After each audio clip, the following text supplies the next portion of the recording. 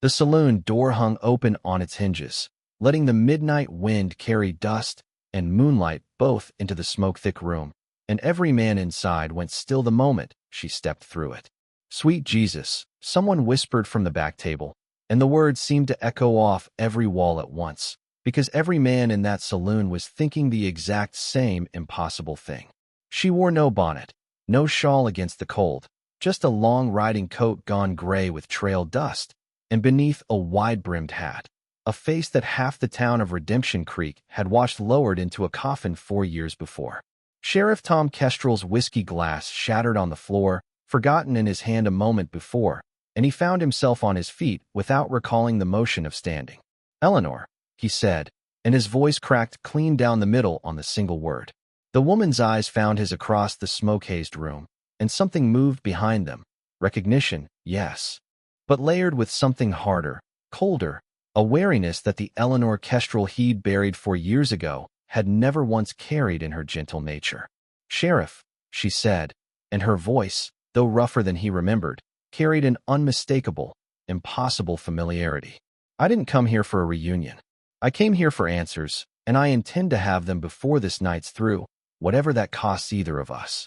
The saloon had gone utterly silent now, every card game abandoned, every conversation swallowed whole by the impossible sight of a dead woman standing very much alive in the doorway, dust from a long ride still settling around her boots. Old Merle Duggan, who'd dug her grave himself for winters back, crossed himself twice and back toward the far wall, like the woman might be some vengeful spirit come to collect a debt owed by the living. "You're supposed to be dead," Tom said, closing the distance between them with steps that felt unsteady beneath him. Decades of lawman's composure abandoning him entirely in the face of a grief he'd carried for long years suddenly proven, impossibly, unnecessary. "I buried you myself. Stood over that grave every Sunday since, Eleanor." "What in God's name?" "That's not my name anymore," the woman said, and something in the flat certainty of her voice stopped Tom cold. 3 feet from a reunion he'd never once let himself imagine possible. "Eleanor Kestrel died 4 years ago, same as this whole town believes. What walked out of that grave, Sheriff, is somebody else entirely, and I'd advise you to remember that before you let hope make you careless." "What are you talking about?" "I held your hand as the fever took you. I watched Doc Winslow pronounce you gone. This isn't—" Tom's voice broke again, raw with an emotion 4 years of careful grieving had never fully prepared him to feel resurface so violently. "The fever didn't take me," the woman said. "It was meant to look that way. Somebody wanted this town, and everyone in it, believing Eleanor Kestrel was dead and buried, so that nobody would come looking when they took me from that grave in the dark of night and dragged me somewhere far worse than any coffin." A murmur rippled through the saloon, disbelief and horror tangling together as the full weight of her words settled over the room. Tom felt the floor shift beneath him, for years of grief reshaping itself in real time into something far more dangerous. Not mourning, but rage, cold and sudden and entirely unfamiliar to a man who'd spent 4 years believing anger at his wife's death was a debt already fully paid. "Who did this?" Tom asked, voice gone dangerously quiet. The woman's eyes flicked toward the saloon's back corner, where a well-dressed man Tom recognized as Judge Elias Corbin's business partner, a banker named Aldrich Vane, had gone pale as bone, half risen from his chair as if calculating the distance to the nearest exit. "Ask him," the woman said. "Ask Aldrich Vane why a dead woman just walked through that door wearing 4 years of scars he thought would stay buried alongside an empty coffin." Vane's chair scraped back hard against the floorboards, and in the sudden, terrible silence that followed, every eye in the saloon turned toward a man about to discover that the past he'd buried 4 years ago had just ridden back into town at midnight, and had absolutely no intention of staying quiet a moment longer. Aldrich Vane didn't run. Not yet. Not with half the town watching and Sheriff Tom Kestrel standing between him and the door with a hand drifting slow toward his holstered revolver. Instead, the banker straightened his waistcoat with hands that trembled despite the practiced calm he forced into his voice.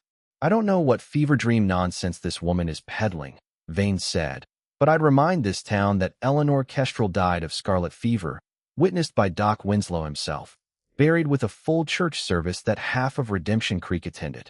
Whoever this woman is, she's either an imposter working some cruel confidence scheme, or grief has finally broken Sheriff Kestrel's good sense entirely. I have the scar from where your man broke my wrist trying to load me into that wagon, the woman said, calm and unshaken, pulling back her sleeve to reveal a jagged, poorly healed break that no confidence trickster could easily fabricate. I have 4 years of memory that starts with waking in a cellar beneath a mining camp 2 counties west, drugged near senseless, and doesn't end until I finally broke free 11 days ago and started the long ride back to a town I never expected to see again. Tom's hand found his revolver, though he didn't draw it. Not yet. Not while the truth of the situation remained tangled between grief and rage and a growing certainty that the man standing across the saloon had built 4 years of comfortable prosperity on a lie that had cost Tom the woman he loved. Why? Tom asked, voice low and dangerous. Why would you do this to her, Aldrich? To me? Here was the moral fork Tom hadn't expected to face this night, or any night. Justice demanded he arrest Vane on the spot, drag the truth out through proper channels, let the law he'd sworn to uphold run its careful course. But 4 years of grief, transformed in an instant into a rage he'd never fully processed, screamed at him to draw his weapon and settle the debt himself. In the same saloon where half the town had once gathered to mourn a woman who, it turned out, had never actually died. She knew things, Vane said finally, voice cracking under the weight of exposure. All pretense of confusion abandoned now that the woman's scarred wrist had settled any doubt in the watching crowd. Your wife discovered irregularities in the county land grants I'd been managing on Judge Corbin's behalf, falsified deeds, stolen allotments from families who never received proper compensation for land the railroad wanted. She was going to expose it, Tom. Was going to bring the whole scheme down around men who'd built considerable fortunes on that fraud. So you had her drugged and buried alive in a false grave, Tom said, each word measured and cold, and let me mourn a wife who was still breathing 2 counties away. I didn't intend for it to run 4 years, Vane said, desperation creeping into his voice now as the crowd's mood shifted visibly against him. Murmurs of anger rising among men and women who'd genuinely grieved alongside Tom for a death that had never truly occurred. The mining camp operator I paid to hold her was meant to keep her only until the land grant scheme concluded, until the statute of limitations on the fraud expired. Something went wrong. He grew greedy, decided a permanent hostage was worth more coin than a temporary one, and by the time I learned the arrangement had gone beyond what I'd intended, I'd already built 4 years of a life on the lie. I didn't know how to unmake it. You didn't know how to unmake it, Eleanor repeated, voice trembling now with an anger that had clearly carried her the full 2 counties home. For years, Aldrich.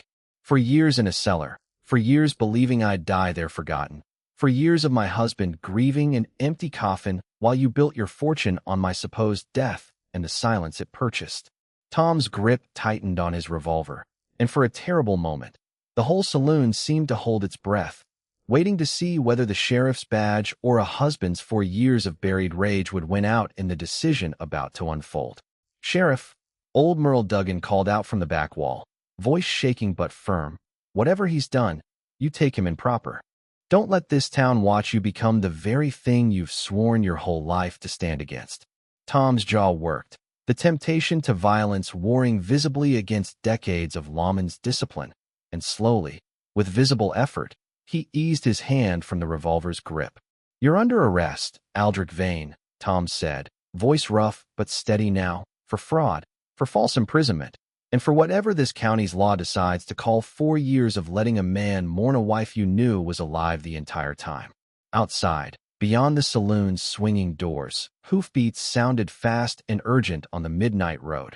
Riders approaching, and something in their frantic pace told Tom that word of Eleanor's impossible return had already begun spreading beyond this room, toward men who had far more to lose than Aldrich Vane if the truth of that 4-year-old fraud came fully to light.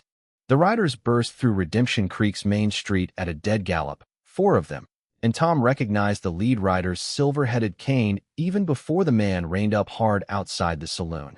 Judge Elias Corbin himself, Vane's business partner, a man whose reputation for fair dealing had, apparently, concealed considerably darker business for the better part of a decade.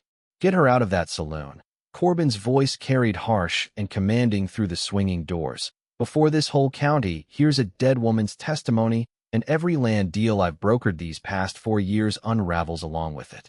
Tom moved instinctively between Eleanor and the door, revolver finally clearing leather as Corbin's 3 companions dismounted with the swift, coordinated purpose of men who'd been given clear and violent instructions. "You're too late, Corbin," Tom called out. Half this saloon already heard Vane's confession. "Whatever you've come to silence, it's already spoken."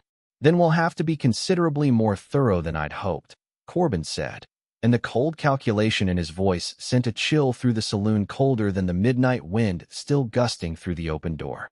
The first shot shattered the front window, and chaos erupted through the saloon in an instant.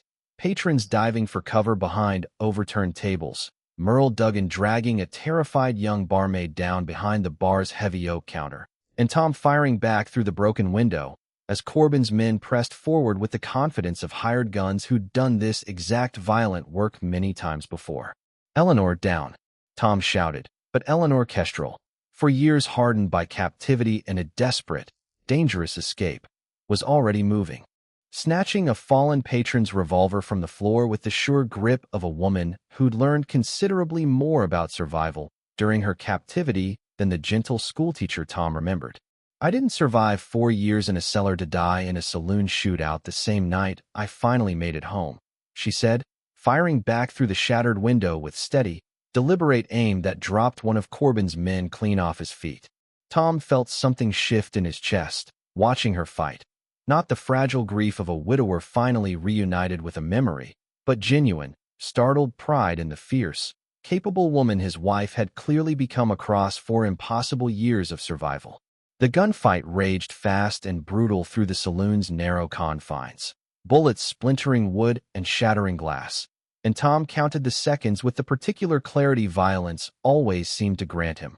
2 of Corbin's men pinned down behind their horses outside, a third working his way toward the saloon's side entrance, and Corbin himself, still mounted, directing the assault with the cold detachment of a man who viewed the whole bloody confrontation as simply another business transaction requiring unfortunate but necessary cleanup. "The side door," Merle shouted from behind the bar, and Tom spun in time to see Corbin's 3rd man breaching through, gun already raised toward where Eleanor knelt reloading behind an overturned table. Tom fired without conscious thought, the shot catching the intruder square in the shoulder and spinning him back through the doorway he'd just breached, and in the same instant, Eleanor rose and fired twice more through the shattered front window, driving Corbin's remaining mounted men back into the street's darkness. For a moment, the saloon fell into a strange, ringing silence, gunsmoke thick in the air, and Tom risked a glance toward Eleanor, checking for wounds with the desperate urgency of a man who'd already once believed he'd lost her and refused to face that grief a second time. "I'm all right," Eleanor said, though her voice shook now with the aftermath of violence, adrenaline finally giving way to the trembling reality of what they'd just survived. "Aldrich Vane." They both turned and found the banker gone, slipped out during the chaos, Corbin's coordinated assault apparently providing exactly the cover Vane had needed to escape the reckoning he'd been facing only minutes before. "He'll run," Tom said, already moving toward the shattered front window to assess the street beyond. "Straight for Corbin's ranch most likely, where they'll try to destroy whatever records still exist of the land grant fraud before federal marshals can be summoned to investigate properly." "Then we can't let him reach it," Eleanor said, already reloading the borrowed revolver with steady, practiced hands. "For years I waited for the chance to see this made right, Tom. I won't watch it slip away in one more midnight's chaos." Outside, in the street beyond the saloon's shattered window, Corbin's remaining mounted men were regrouping, and somewhere beyond them, in the darkness toward the county's edge, hoofbeats already carried Aldrich Vane away from Redemption Creek at a desperate gallop, racing to reach whatever remained of the fraud's evidence before the truth Eleanor had risked everything to bring home could finally, fully catch up to him. They rode hard through the midnight dark toward the Corbin ranch, Eleanor astride a borrowed horse from the livery, Tom beside her with the particular focus of a lawman finally chasing down a truth 4 years overdue. And for the first stretch of the ride, neither spoke, the shock and violence of the saloon still settling heavy between them, for years of separation stretching wider in the silence than either wanted to admit. It was Eleanor who finally broke it, reining her horse to a slower pace as the ranch's distant lights came into view across the darkened plains. "You buried me a widower," she said, voice carrying a rawness that had nothing to do with the night's violence. "For years, Tom. Did you ever think of marrying again? Building a life without the wife you thought you'd lost?" Tom was quiet a long moment, the weight of the question settling heavier than any gunfight could manage. "I thought about it," he admitted. "Folks in town, even the preacher once, gently suggested it might be time. I never could bring myself to it. Something in me always refused to believe you were fully gone, even when every rational part of my mind insisted otherwise. I kept your side of the bed made up proper, for years running. Never could explain to anyone, including myself, exactly why." Eleanor's breath caught, and in the pale moonlight, Tom saw tears finally breaking free down a face that had remained fiercely composed through violence and confrontation both. "I told myself, every single day in that cellar, that you'd have moved on. That grief doesn't wait forever, and I couldn't fault you for building whatever life you needed to survive my absence. It kept me from despair some days, believing you were living well without me, even while I feared I'd never see you again. I never stopped grieving," Tom said. "But I never let go either. Some part of me kept believing, against every good sense, that this day might come." They reined their horses to a stop beneath a stand of cottonwoods a quarter-mile from the ranch's main gate, giving both animals and riders a brief moment to breathe before whatever confrontation waited ahead. "What happened to you in that cellar?" Tom asked, voice gentle now, the lawman's urgency set aside for a husband's aching need to understand the 4 lost years. "You don't have to tell me if it's too raw." "I want to tell you," Eleanor said. "I've had 4 years of silence forced on me, Tom. I don't intend to carry any more of it alone than I have to." She drew a slow breath, steadying herself. "The mining camp operator, a brutal man named Josiah Crane, kept me chained most days, fed me just enough to survive, and told me repeatedly that no one was looking, that the whole county believed me dead and buried, and that struggle was pointless. For the first year, I nearly believed him. It was a woman, another prisoner Crane held for reasons I never fully understood, who kept me from giving up entirely. She taught me to pick a lock with a bent hairpin, taught me patience, taught me to watch for the exact moment a guard's attention wavered. She died the winter before last, fever same as they told this town took me. I promised her, at her grave, that I'd survive to see daylight again, for both of us." Tom reached across the space between their horses and took her hand, scarred wrist and all, holding it with a gentleness that belied the violence he'd been ready to commit in the saloon not an hour before. "You survived," he said. "You made it home. Whatever else happens tonight, that's the truth that matters most. I need you to understand something," Eleanor said, gripping his hand tighter. "I'm not the same woman you buried, Tom. For years changed me in ways I'm still discovering myself. I don't know if the gentle schoolteacher you married still exists, or if she died in that cellar alongside my faith that anyone was coming to save me. I don't need the woman I buried," Tom said. "I need the woman who rode into town tonight and put a bullet through a hired gun's shoulder without hesitation, who spent 11 days riding 2 counties to bring a fraud to justice instead of simply disappearing to somewhere safer. Whoever you've become, Eleanor, she's not someone I need to mourn losing. She's someone I'm considerably proud to have riding beside me tonight." Eleanor's composure finally broke entirely. For years of held grief and survival and fierce, hard-won resolve dissolving into tears that Tom gathered her close to comfort. Both of them still mounted beneath the cottonwoods, the Corbin Ranch's distant lights a reminder that whatever reunion this midnight offered, the night's reckoning remained far from finished. "We need to move," Eleanor said finally, drawing back, wiping her face with the sleeve of her dusty riding coat, resolve visibly returning to steady her voice. "Vane and Corbin won't wait for us to finish this conversation before they finish destroying whatever evidence remains of what they did." "Then let's finish it together," Tom said, "the way we should have 4 years ago, before any of this began." They found Aldrich Vane in Corbin's study, feeding ledgers into a roaring fireplace with the desperate haste of a man who understood exactly how little time remained before the truth outran his ability to bury it a second time. "Stop right there," Tom said. Revolver leveled the moment he and Eleanor burst through the study door, and Vane froze, half a ledger still clutched in trembling hands. Flames already consuming pages that documented 4 years of fraud, false grave digging, and stolen land grants. It's too late, Vane said, though something in his voice carried more exhaustion than defiance now. The fight visibly gone out of him after a night that had unraveled everything he'd spent 4 years carefully constructing. Half the evidence is already ash. Half isn't all, Eleanor said, moving past him to snatch the remaining ledgers from the desk before Vane could feed them to the flames. And I've got 4 years of first-hand testimony that no fire can burn away, Aldrich. Whatever you've destroyed tonight, it won't be enough to save you from what's coming. Judge Corbin appeared in the study's doorway moments later, having abandoned his fleeing men at the ranch's perimeter once federal marshals, summoned by a fast rider Merle Duggan, had dispatched the moment the saloon shootout ended, began arriving in force along the main road. Corbin's silver-headed cane clattered to the floor as he took in the scene, his business partner cornered, the sheriff's revolver steady and unwavering, and a woman he'd believed safely buried 4 years standing very much alive amid the wreckage of a fraud he'd never expected to face true consequences for. There's nowhere left to run, Elias, Tom said. Marshals are already on the road. Whatever remains of this scheme, it ends tonight, one way or another. Corbin's shoulders sagged, decades of careful respectability finally collapsing under the weight of a truth too large to contain any longer. The land grants, he said quietly. It started small.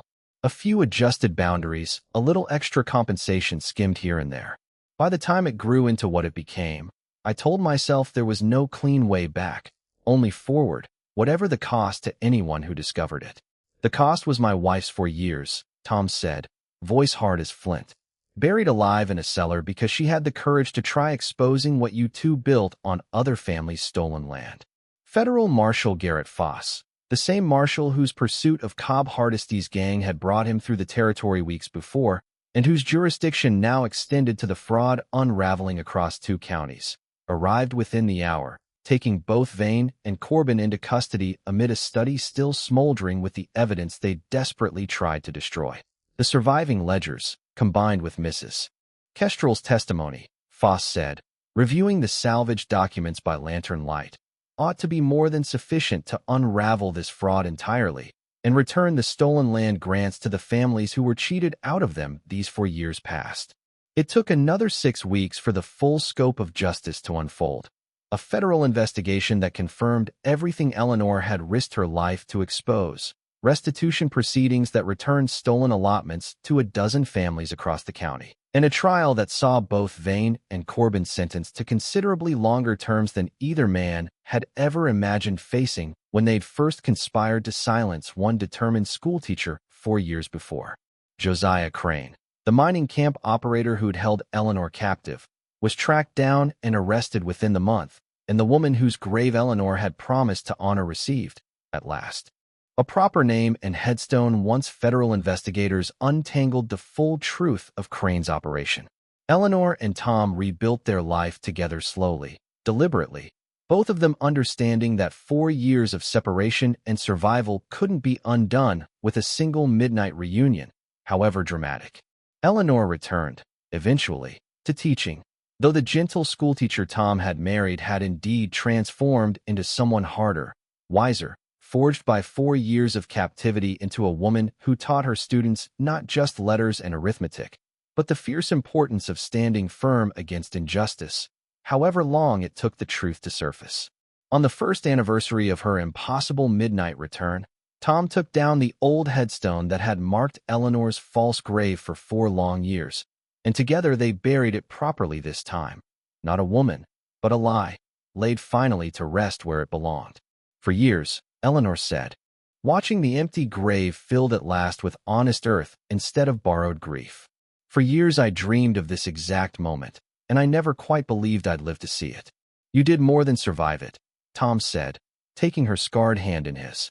You came home and made certain the truth survived right alongside you. Years later, when travelers passed through Redemption Creek and heard the story, a woman's impossible midnight return, a fraud 4 years buried finally brought to light, a sheriff and his wife who'd rebuilt a marriage from the wreckage of a lie.